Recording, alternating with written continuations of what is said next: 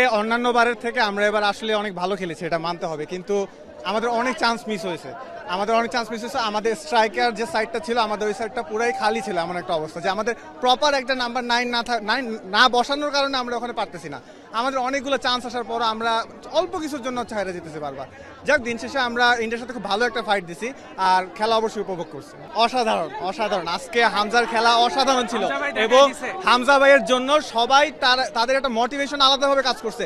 আজকে দেখবেন সবাই কিন্তু চোখে চোখ রেখে খেলছে, সবাই যার যার মতো পুরো শক্তি দিয়ে খেলছে।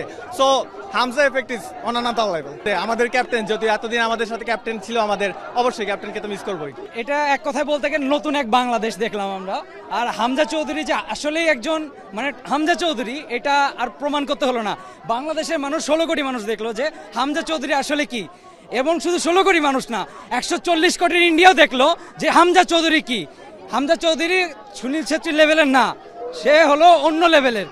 এবং আমরা চাইবো পরবর্তী লেগ বাংলাদেশ জয় নিয়ে মাঠ ছাড়বে, এবং এটাই হবে অবশ্যই ইনশাল্লাহ। কিন্তু সমস্যা হলো যে বাংলাদেশের বড় প্রবলেম আমাদের ফিনিশিং প্রবলেম, সেটা আজও রয়ে গেছে। এখন আমার কাছে আজকে মনে হচ্ছিল যে আমাদের আরও 11 জন মনে হয় প্রবাসী খেলোয়াড় দরকার, না হলে হয়তো বা আমাদের সেই প্রতিকূলতা আমরা ক্রস করতে পারছি না।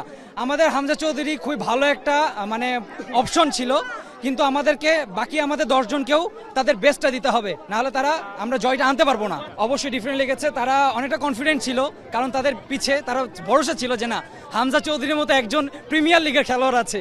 তারা ভরসায় ছিল যে না, আমাদের অন্তপক্ষে অ্যাটাকে যেতে পারবো।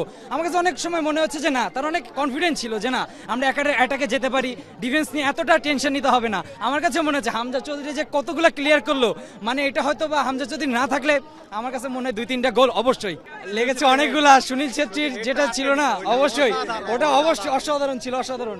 এক কথায় টপ লেভেলের, এই ধরনের কখনো আমরা দেখি নাই। আমাদের জন্য এটা নতুন, বাংলাদেশের ফ্যানদের জন্য এটা নতুন। হামজা একাই দেখেছিল ভারতের মাটিতে চোখ রেখে যে বাংলাদেশের লাল সবুজ লড়াই আনবে। আমাদের হোম ম্যাচ নভেম্বরে আছে, আমরা সেখানে ম্যাচ জিতবো। এখন আমরা সেখানে জয়ের লড়াই করব, আমরা সেখানে উল্লাসে যাব এবং সেখানে ম্যাচ জিতবই। খুব ভালো লাগছে যে ইন্ডিয়ার মাটি থেকে অন্তত 1 পয়েন্ট নিয়ে আসতে পারছে, এটাও আমাদের জন্য ভালো। আমাদের মাটিতে যখন আসবে ওরা, আমরা ওদেরকে হারিয়ে দেবো, এটা আমাদের ফুল কনফিডেন্স আছে। যেহেতু এটা হামজার প্রথম ম্যাচ ছিল, আজকে সকাল থেকে অ্যারেঞ্জমেন্ট সবকিছু মিলে এতে দেখেন, এটা কিছুক্ষণ আগে এই অ্যারেঞ্জমেন্ট করতে যাই হয়েছে। কেন করতে গেছিলাম, একটা ভালো কিছু করতে আসে।